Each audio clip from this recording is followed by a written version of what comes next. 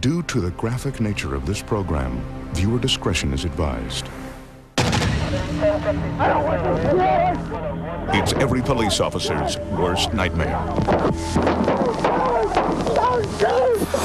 A moment he hopes will never come. A moment that could mean the difference between life and death. Tonight, on the world's scariest police shootouts. Shots are being fired from AK-47. There is an officer down. With more and more criminals armed with guns and willing to use them, being a cop has become an extremely dangerous job. To wear a badge these days takes more than a desire to protect and serve. You've got to have courage. Enough courage to stare down the barrel of a loaded gun. Suspect vehicle is moving.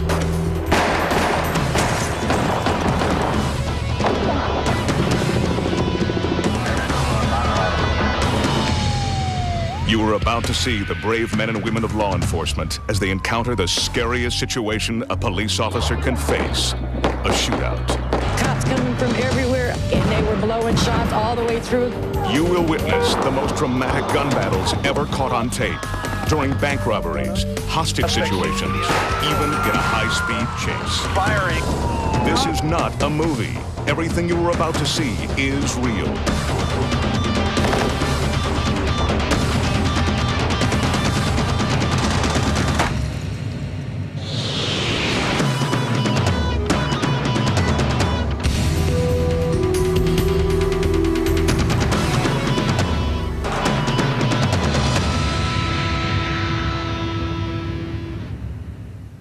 Good evening. I'm Sheriff John Bunnell. Tonight you'll see police officers in their most dangerous moments on the job, during a shootout. I should know, I've been in several shootouts myself. There's no telling when a police officer will have to draw his weapon to uphold the law. Sometimes a shootout can erupt when you least expect it. Monroe, Georgia, 2:49 a.m. For Walton County Sheriff's Deputy Henry Bo Huff, this routine traffic stop will turn out to be anything but routine. Hello, sir. The reason I stopped, you're doing 88 miles an hour. 55.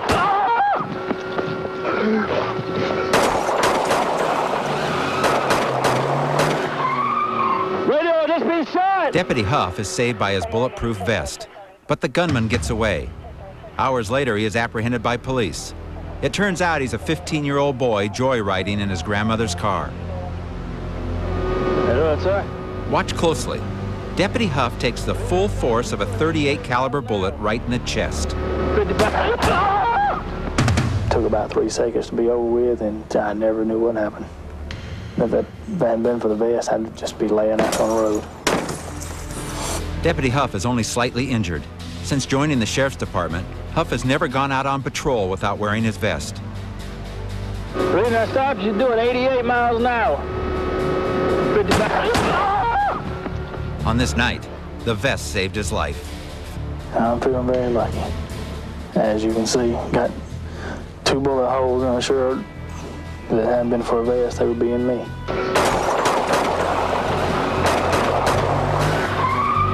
Radio, just be shot! Pomona, California. What you're about to see is a deadly combination. A shootout during a high-speed chase. The action is captured from above by helicopter pilot Bob Turr. Driver is now driving at 65 miles an hour. Very dangerous situation. A gunman has carjacked a truck and ordered its driver to speed through traffic. The suspect is one of 4 men who just committed a home invasion robbery. In this situation, it was a hostage type thing. He had a suspect and he was armed and dangerous. He'd already shot a police officer in Pomona, and now he had a hostage in the vehicle. He pointed the gun at me, and I said, you know, I don't want to die, I'll do what you want. With a gun to his head, the driver is forced to elude the police. The chase reaches speeds in excess of 80 miles an hour. Sirens are going, and we're driving fast, we're going through stop signs, we're going through red lights. It's very dangerous pursuit at this point. We see the driver drive up over the sidewalk, through barriers, and cutting narrowly, missing other vehicles. Okay, the suspect's now firing at the helicopter. Just reached his arm out the window and fired off 2 or 3 rounds, sat back in his seat, rolled up the window like it was, you know, nothing. Suspect seems to be out of control, leaning out of the window, firing, or appear to be firing into some of the residents. Now he's firing at officer. Suspect is firing at officer. He would shoot out the window, and I would see the police cars swerving from side to side. I would see them ducking down in their seats, and I also started to see people coming out, and there's bullets flying, and it got even more scary. I not only feared for myself, but for these families and the kids that were on the sides of the streets. This guy is out of control. I think that's a fair statement. An hour into the chase, the gunman orders his hostage to make an ill-advised turn. Right turn, right turn, right turn. What's happening here? Cul-de-sac? Cul-de-sac, cul-de-sac. This is going to terminate right now. Dead-end street. And I'm thinking, oh boy, you know, this is it. We're going to get down there. There's going to be a shootout. I'm going to be in the middle of this stuff, and who knows what can happen. The gunman jumps out of the truck and begins to flee on foot. Foot pursuit, foot pursuit. Suspect is running. Still carrying a loaded pistol, he opens fire at police. He points the gun at me, and he fires 2 rounds. The first round goes between me and the car door. The second round goes over my head, towards my back. Yeah, he was definitely shooting to kill me. Police return fire as the suspect heads deeper into the residential neighborhood. Watch closely as the officer's bullets narrowly miss the suspect. As I fired my first 2 rounds, I hit the rear end of the ground by his feet, and I could see the ground being chirped up. He then disappeared behind a wall and a fence. Suspect is still running, evading police officers. The gunman finally realizes he can't escape. He's got his hands raised. Suspect is giving himself up at this point. Suspect did drop. Police move in and apprehend the suspect. When he raised the gun to fire, yeah, he was definitely shooting to kill me. There was no question in my mind. Wilmington, Ohio. An ordinary traffic stop for 2 state troopers quickly becomes one of the most explosive gun battles ever caught on tape. Back here, boy. Back here, boy. I don't want to shoot. I don't want to shoot.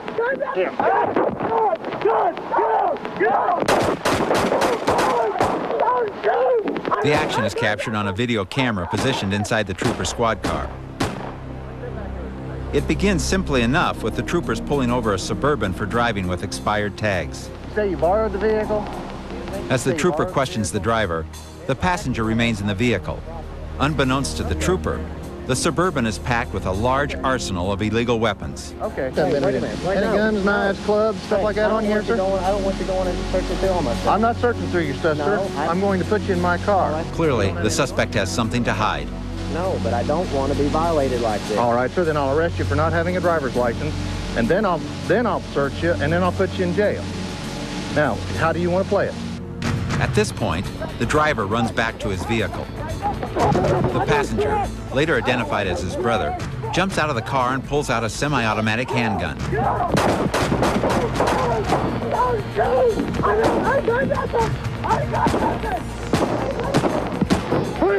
Fortunately, neither trooper is injured, but both suspects manage to make their getaway.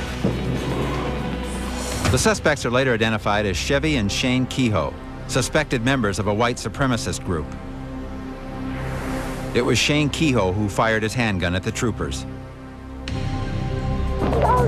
Although the trooper gets off several shots at close range, it seems impossible that Shane Kehoe isn't hit. The video tells the real story. Say you borrowed the vehicle? When Chevy Kehoe walks back to the squad car, he is simply trying to divert the troopers' attention. Going to see if you have any. Watch as Shane Kehoe puts on what officers believe to be a bulletproof vest. Now look at the gunfight again. It is thought that Shane Kehoe was actually shot 3 times, but his vest stops the troopers' bullets.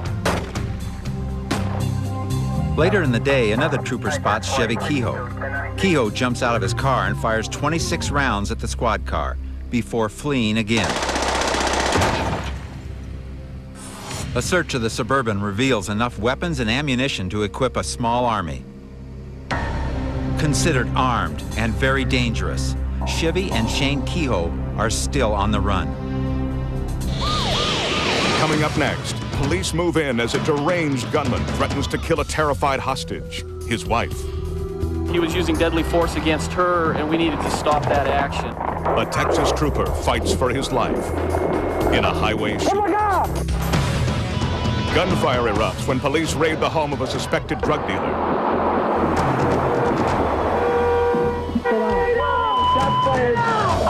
And later, All units at the Bank of America, stay down. Shots are being fired. Automatic the fire. biggest gun battle ever caught on tape.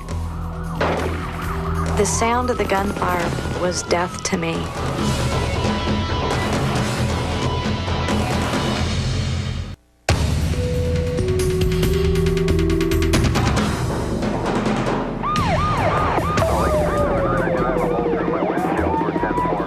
Salt Lake City. A high-speed chase involving vehicle-to-vehicle gunfire comes to an end when the armed suspect flips his car. Police move in, but the gunman has a hostage, his wife. I see the two people get out of the car. I'm saying to myself, this is interesting. Nobody appears to be hurt. Then I see the man with the gun holding the woman. Now everybody is really dialed in. I'm taking cover behind my car. The man's obviously armed. The terrifying ordeal began 48 hours earlier when the suspect shot his wife's friend, Lucy Valdez, after a heated argument. He was mad because she left him, and he had been begging her to go back home. He wanted to kill the baby, kill Gloria, himself, and probably all of us in here. 2 days after Lucy was shot, the suspect is spotted by the Utah Highway Patrol. A high-speed chase ensues. We picked up some radio traffic of a pursuit coming southbound out of Davis County. The radio traffic said that it may be a hostage-type situation.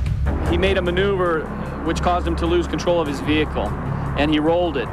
As we were pulling up to that area, all we could see was a cloud of dust. Car's rolled over. You might want to roll medical this way. He's yelling at us quite a bit. He's kind of taken cover for himself with her by his side between the upside-down car and our position. The suspect appears agitated and begins to point his weapon in the direction of the officers. I don't know what his thought process was, but I know at a certain point he decided this is where it's going to end. The subject has his back towards that frontage road, and he will shoot. Then, without warning, the suspect turns the gun on his wife. And everybody is holding their breath going, I didn't see this, but I just saw this. He continues to shoot at his wife. The police are forced to take action. He was using deadly force against her, and we needed to stop that action.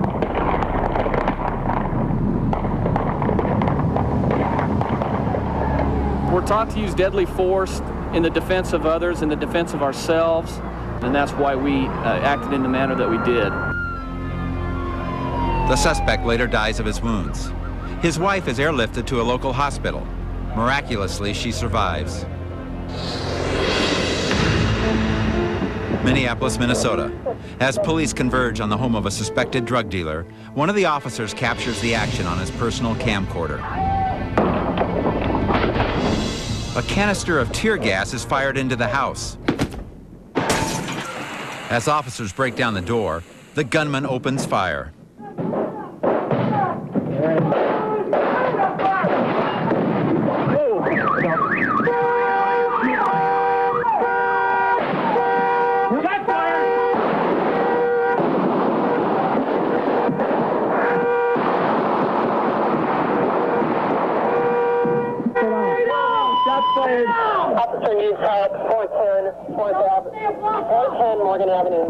Everybody here? Everybody accounted for? Amazingly, no one is hurt, and the suspect and his wife are taken into custody. January 23rd, 1991, one of the most infamous dates in the history of Texas law enforcement. Constable Darrell Lunsford pulls over 3 suspicious men and asks to search the trunk of their car. How about this here? While Lunsford questions the suspects, one of them grabs his legs and throws him off balance. Another suspect then wrestles Lunsford to the ground, where he is kicked and beaten. One of the men gets hold of Lunsford's gun and fatally shoots the 47-year-old officer. It is a tragic death, but one that is not in vain. A short time later, another Texas trooper watches the tape of the Lunsford murder. He studies every frame and learns from it. When we saw Darrell Lunsford's video, it did save my life. It helped me out quite a bit. he was a good police officer, real good police officer. It's unfortunate that things happened and turned out the way they did, but it put me in a different mode to be alert. 8 months pass. With the murder of Constable Lunsford still fresh in his mind, Trooper Lopez pulls over a car carrying 3 men. As I walked up to the car, I noticed that the backseat passenger gave me a particular stare, almost like if he was scared of something or just apprehensive about something. Trooper Lopez speaks with the suspects in Spanish.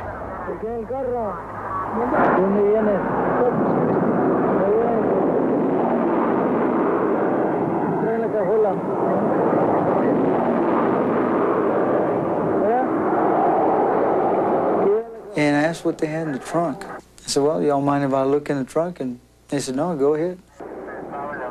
The front seat passenger was adamant about wanting to get out of the car for some reason.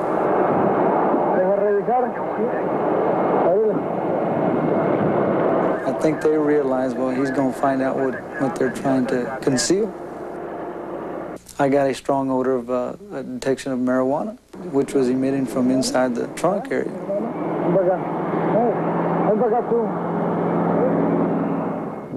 The other 2 men get out of the car. Now watch how closely Trooper Lopez comes to getting killed. The suspect reaches for his gun.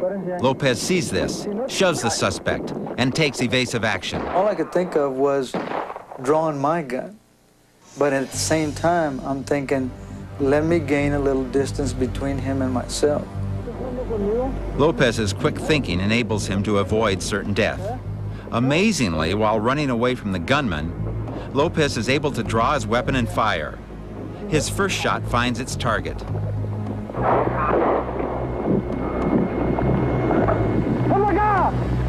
The gunman is merely wounded, and the gunfight rages on.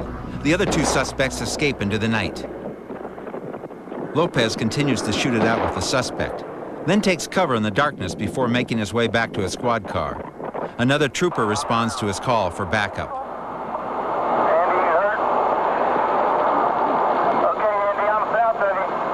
Suddenly, Lopez spots the gunman in his rearview mirror.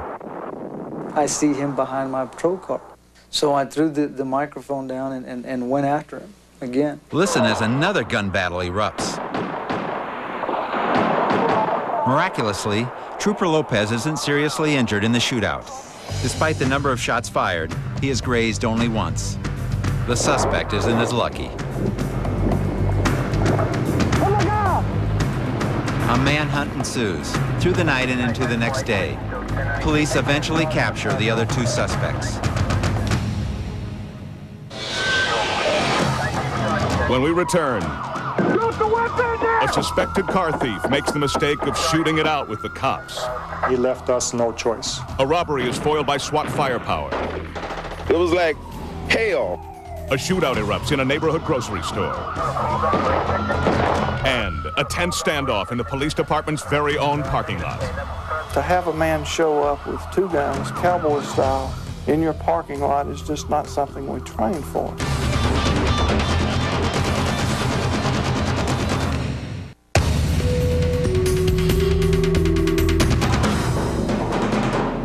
When police officers are forced to fight back against armed and dangerous criminals, they're hailed as heroes. But these brave men and women don't consider themselves to be anything special. For them, it's all part of the job. Phoenix, Arizona. A high-speed pursuit is about to turn violent as a suspected car thief tries to outrun the police. It was apparent right away that he wasn't going to stop for us. He was swerving in and out of traffic. We tried a couple of times with officers to get around him, and he would swerve towards their cars. Officers of the Arizona Department of Public Safety placed tire-piercing spikes in the road ahead. The suspect's car is disabled and forced off the highway. He had been going about 70. When he got close to the spikes, he accelerated to about 90 miles an hour and ran over the spikes. The suspect can be seen ducking behind his vehicle as officers approach. Suddenly, he steps back into view wielding a pistol. Drop the weapon now! The officers reload their weapons and cautiously approach the injured suspect. Shots fired, suspect was down. I was involved in the shooting. I want to advise supervisor. Watch again as the suspect takes aim at the police. At that time, everybody could see that he had a gun in his hand, and unfortunately pointed the gun at the officers. And he was given a command several times to drop the gun and just wouldn't do it. It was the suspect's choice to do what he did, and he left us no choice. He was given the opportunity to surrender, and he didn't do that. The suspect is rushed to a nearby hospital. He lives to stand trial for his crimes.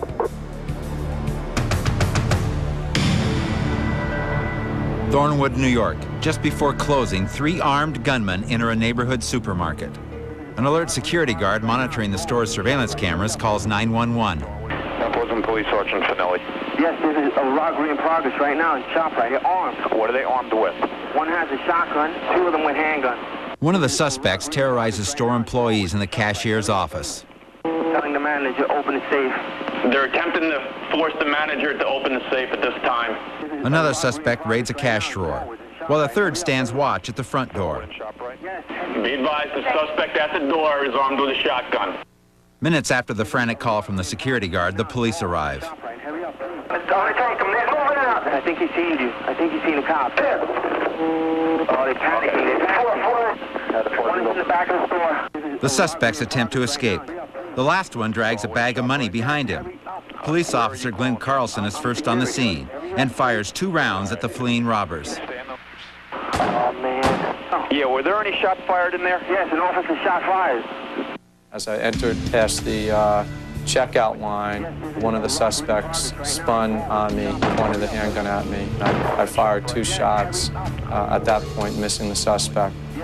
Sergeant Carlson chases the robbers to the back of the store. And as I went out that rear door, they fired upon me.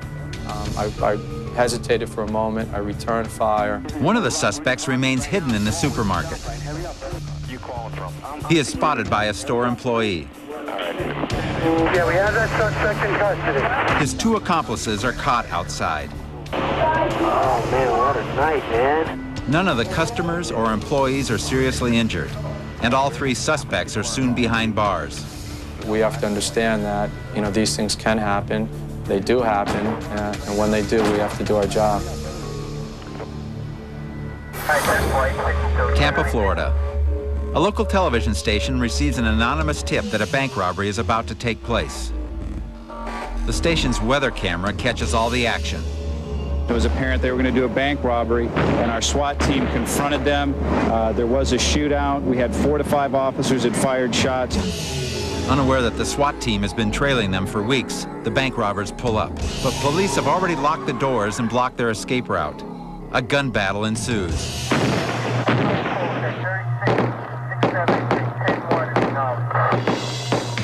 It was like the OK Corral. Like the OK They started at the front of the bank, and they were blowing shots all the way through. The one dude got over here. They were still shooting, took him down right there. Cops coming from everywhere. I've never seen anything like that. That's my first time ever seeing it. I'm still shaking from it. They was pursuing them all across over there. They was down. I thought I seen them shooting over there. It was like hell. Police try to disorient the robbers with concussion grenades. But the suspects keep moving. The police have no choice but to open fire. The shootout continues as the suspects run around the side of the bank. It was perfect. When these people jumped out of the car and ran to the door and hit that locked door, I personally would have loved to have seen the look on their face. 2 of the 3 suspects drop their guns and surrender. The third is taken down by the SWAT team. Shelby, North Carolina. A dangerous standoff is developed in the parking lot of the city's police department. It is 1 man with 2 guns against dozens of officers. To have a man show up with 2 guns, cowboy style, in your parking lot is just not something we trained for. The bizarre incident began down the street at the Social Security office. There, the suspect held up an armed guard at gunpoint and stole his revolver. Shelby Police Captain Shell Byers is one of the first to be confronted by the suspect. Had a .38 in his left hand, had a .357 in his right hand, and he pointed the .38 directly at me, and at that time I thought he was going to kill me. Moments later, the man is surrounded. Realizing that he is outgunned, he simply kneels on the asphalt, waving his two pistols in the air. Police negotiators try their best to talk the man into dropping his weapons. Although we were attempting, there was very little dialogue between the suspect and the police. The standoff has now lasted for 39 minutes, and the police have made no progress with the gunman. Then suddenly, the suspect discharges his weapon. The police return fire. For the officers of the Shelby Police Department, the ending is not a happy one. It's the last situation that a law enforcement officer would want to be in, and out of my career, I've never wanted to take anybody's life, and I just hope and pray to God that I never have to, because it's something that you don't want to do. Still to come. I just shoot 3 of them, 4 of them then. A frightening hostage situation comes to a violent end. And then... The suspect is moving northbound in the parking lot. Suspect is behind the white vehicle in the parking lot. 350 cops shoot it out with 2 heavily armed bank robbers. Go for the legs. They don't have body armor on their legs.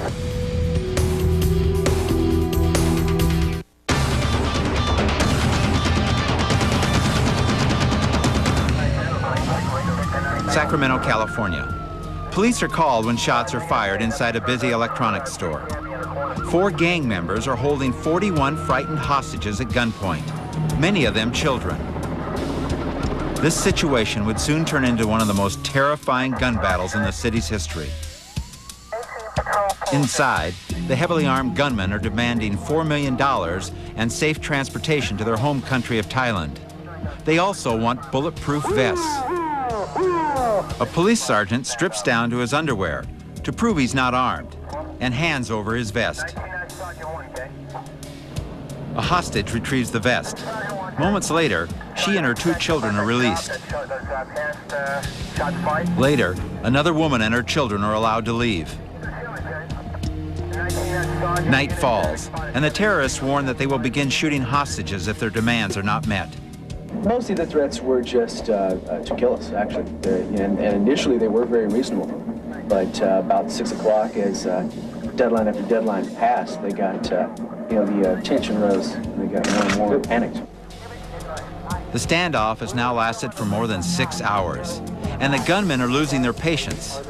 The hostages are tied and positioned to serve as human shields. Don't shoot anybody. I just shoot 3 of them, 4 of them then. I told you. Shoot them on the leg right now, and then I'll ask you again. You say no, I kill them. I told you that as soon as they are coming outside, I will give you the I'll vest. shoot them right now. Just please. No, why do that? Okay then. Just let them go, and the vest is coming. I just broke his leg right there. One lucky hostage is allowed to leave. And tell him to go right now. He's leaving right now. Turn to the left. He's leaving right now. Okay. Okay, so... Another hostage volunteers to be shot in the leg in exchange for his freedom. In return, he must restate the terrorist ultimatum to the police and the media. Meet our demands, or the hostages will die. How do you do? Hello? Hello? Okay, what happened? You shot him in the leg. Who did? One of the gunmen. Okay. Can you tell me which one, or would you rather not? Number 2. Number 2. That's the guy that is always angry. Yes. Nearly 8 hours into the siege, negotiators agree to give the gunman another flak jacket. No, I'm the boss. When I say send them out, you send them out. A female hostage is tethered with electrical cord and sent outside to retrieve the vest. The SWAT team knows that the gunmen are just minutes away from executing the hostages. A police sniper fires, but misses the hooded gunman. A flash grenade explodes and a hostage escapes.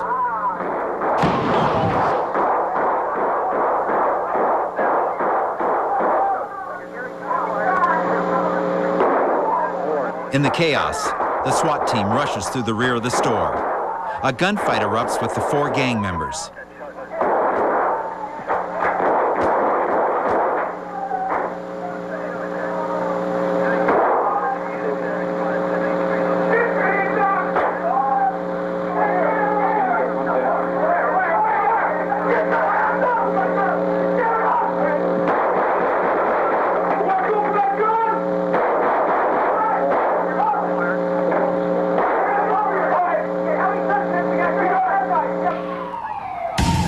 hours after it began, the crisis is finally over. 3 of the 4 gang members are dead. In a SWAT situation, sometimes you don't have any alternative. The person will put you in a position where you have to use deadly force. I haven't spoken with anyone in my business that really wants to use deadly force, but it's an alternative and the last alternative that you have to save your life or someone else's life. My first reaction was that I was dead. He was going to shoot me and I would die. At a Wells Fargo bank in Buena Park, California, Paul Wing, an off-duty police officer, finds himself face-to-face with an armed bank robber with a violent past. The action is captured on a surveillance camera. The suspect came in the bank behind me. He walked right next to me as he went to the access way to where the tellers were. He was announcing that it was a robbery, and he actually threatened to kill the tellers if they didn't comply with his orders. My design at that point was to be a witness, to try to be the best witness I could and not take any action. I didn't want to unnecessarily endanger anyone inside the bank. He lowered his gun down the line of tellers, and I suspected he was going to shoot the teller. And at that point, I didn't feel I had any other options but to draw and fire. Officer Wing's first bullet strikes the gunman in the chest, but does not stop him. Officer Wing is now in a fight for his life. The round struck him in the chest cavity and knocked him back maybe a half a step. Both of his arms went up and he fired a round in the air. He started to bring the gun down towards me, and I tried to shoot him again, but my gun had jammed. He started firing at me at that point. I was extremely scared. My first fear was that he would kill me. As bullets whiz within inches of Officer Wing's body, he struggles to his feet and somehow gets his hands on the bank robber's gun. I grabbed a hold of the gun barrel, and he began striking me in the head with his free hand. As Officer Wing fights for the gun, the bank robber pulls the trigger. Fortunately, Officer Wing is not hit. After gaining control of the weapon, Officer Wing chases his assailant out of the bank and finally apprehends him in the parking lot. I've thought about it myself. I thought at that particular time it was the right thing to do. He made the move that forced me into taking action. I really felt he was going to kill somebody. Knoxville, Tennessee. After a local bank is robbed, police trail the suspects to this home. The situation quickly turns into a tense standoff as the armed suspects barricade themselves inside. After police move into position, a female suspect gives up. Moments later, another suspect surrenders, but a lone gunman remains inside the house. He exchanges gunfire with the police. One officer is shot in the arm and stomach and is rushed to a local hospital. As more shots ring out, police begin to carefully evacuate the neighborhood. Still, the gunman refuses to come out. Okay, come on out, Donnie. Come on out. Keep your hands up where you can see them. I talked to him at the beginning, and then I turned it over to one of our hostile negotiators, and then I started up again towards the end there just to see if we could get him out. Police fire a series of tear gas bombs into the house. Not respond at all to any of our calls for him to come out of the house. After a point then, right around 12:15, our SWAT team started shooting canisters of tear gas in the house, and he replied by firing his shotgun out the window several times at our officers. The standoff is into its 4th hour when the gunman comes out of the house, now threatening to kill himself. A sharpshooter takes aim and fires, striking the suspect's gun. The man checks his weapon, sees that it is damaged, and tosses it away. Now look again. The bullet hits his gun. His arm recoils. He inspects his weapon, then wisely surrenders. You train and you train for days like this, and although you never really expect them to happen, sometimes they do, and fortunately, you know, the things that we've been taught to do, we did today. Up next. He left us no other recourse but to stop his actions. Police open fire when a gunman tries to carjack a vehicle. Drop it, drop it, drop it. An armed standoff ends in a hail of gunfire. Plus, Crossfire! All units watch for crossfire. the world's scariest police shootout.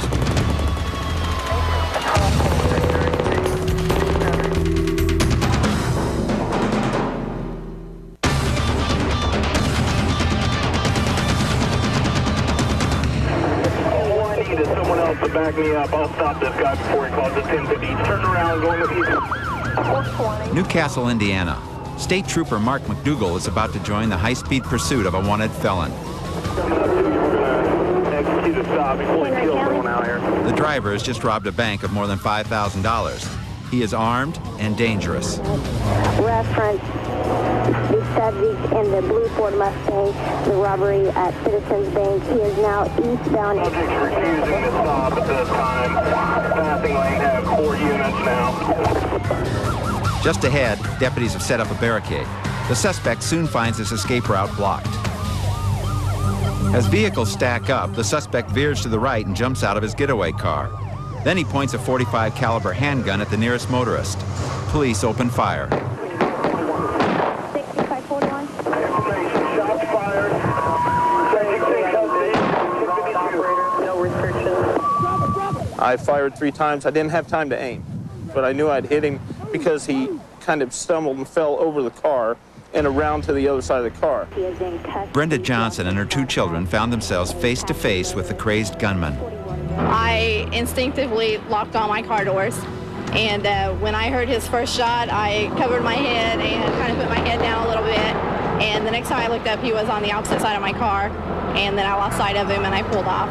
Shook up a little bit, but we're all okay. The woman's life was in danger, and her children were in danger. He left us no other recourse but to stop his actions. Subject is in custody. Shots were fired.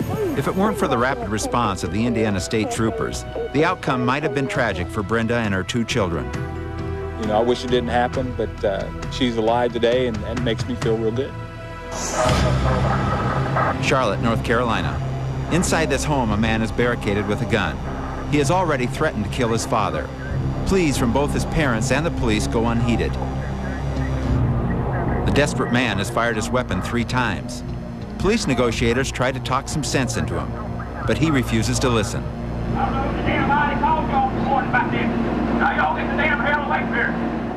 After more than 4 hours, the negotiators are finally able to coax the man out on his porch, but he still won't lay down his gun.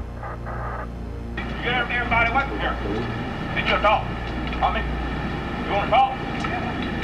The police restate their position. Drop the weapon before someone gets hurt. The gunman doesn't realize that a SWAT team is just a few feet away, positioned around the corner of the house. Still pointing his gun, the man walks towards the officers. When he sees them, he raises his weapon to fire. The police have no choice but to defend themselves. In a matter of seconds, the standoff is over. When somebody makes an election to point a gun at a police officer, we don't require the officer to wait for the person to fire the gun. That person has told the officer they represent a deadly threat. They held their fire until the very last moment when he was clearly getting ready to, and in fact did, point the weapon at the officers. At that point, it's a matter of their life or his.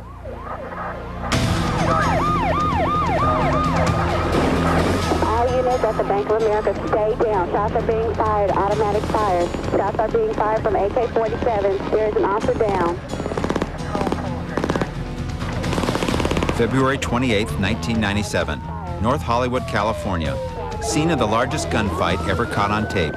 1,100 rounds of armored-piercing bullets are fired. 9 officers are shot. 7 civilians are injured. I did not think that I was going to get out of there alive. But thanks to the bravery of countless Southern California police officers, no one is killed, except the 2 bank robbers. After locking more than 30 hostages in the bank's vault, the 2 gunmen tried to make their getaway. They start yelling and screaming, everybody down, you know, and they start shooting all over the place. But they're surprised by police. The gunmen open fire, spraying bullets at anything in their way. Jorge Vieira, a Spanish-speaking reporter for Telemundo Television, is one of the first to arrive on the scene. There was bullets everywhere. Jorge spots one of the gunmen. but mistakes him for a cop. We didn't know where the bullets were coming from or what was happening or anything. Not realizing that they are in extreme danger, they barricade themselves close to the bank robber. Jorge continues to report on the robbery, fully aware that this newscast may be his last. When I heard the bullet that hit behind the pool, at that moment I was pretty scared. I started thinking, well, I'm gonna get killed. Several police officers are wounded. Helicopters catch the terrifying scene from above. They too become moving targets. Amidst the chaos and horror, Dr. Jorge Montez treats 2 injured officers when they duck through the front door of his dental office. I see the 2 officers on the floor, and they start screaming away, "Who's a doctor? Who's a doctor?" And I say, "I'm the doctor." They say, "Help me, I've been shot, I've been shot." Tracy Fisher is on her way back from the ATM when she is caught in the crossfire. The sound of the gunfire was death to me, While huddled behind a squad car, she is shot in the foot. and it knocked my feet out from under me. I mean, I hit the pavement. The suspect is moving northbound in the parking lot. Suspect is behind the white vehicle in the parking lot. The gunmen continue their assault. While one suspect drives, the other walks calmly beside the vehicle, blasting everything in sight. He goes about 10 yards, turn around, caps off, they're going to clip around at us. The return barrage of police gunfire is deflected by the bank robber's body armor. I don't know how many times, but the heavy body armor, he's not knocking down at all. Watch closely as the gunman lurches forward, a police round literally bouncing off of him. Go for the legs. They don't have body armor on their legs. The quick-thinking police borrow high-powered weapons from a neighborhood gun shop and take the offensive when the gunmen split up. Shooting only a pistol, the gunman on foot is finally outgunned. In a burst of gunfire, his weapon is shot from his grasp. Then the gunman goes down. Squad is moving in. There's 1 suspect eastbound from the north side of the parking lot. The second bank robber heads into the residential neighborhood. Families take cover inside their homes as he attempts to hijack passing motorists. Calmly, methodically, the suspect transfers his weapons into the pickup. When the truck won't start, the police make their move. The gunman opens fire at the police. More shots are being fired. The officers return fire. 45 officers out here and running in to stay down. There's all kinds of ricochets flying. Stay down, everybody. Watch crossfire. All units watch for crossfire. Then, a direct hit by police. The suspect has fired his final shot. Calm is once again restored. 1 suspect on Archwood is in custody. The residents of North Hollywood will never forget this day.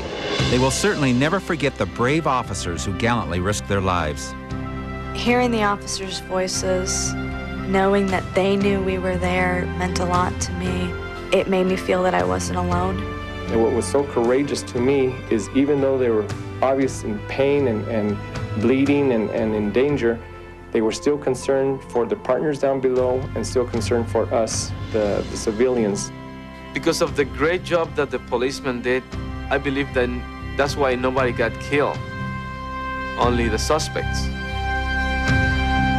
World's Scariest Police Shootouts will return in a moment.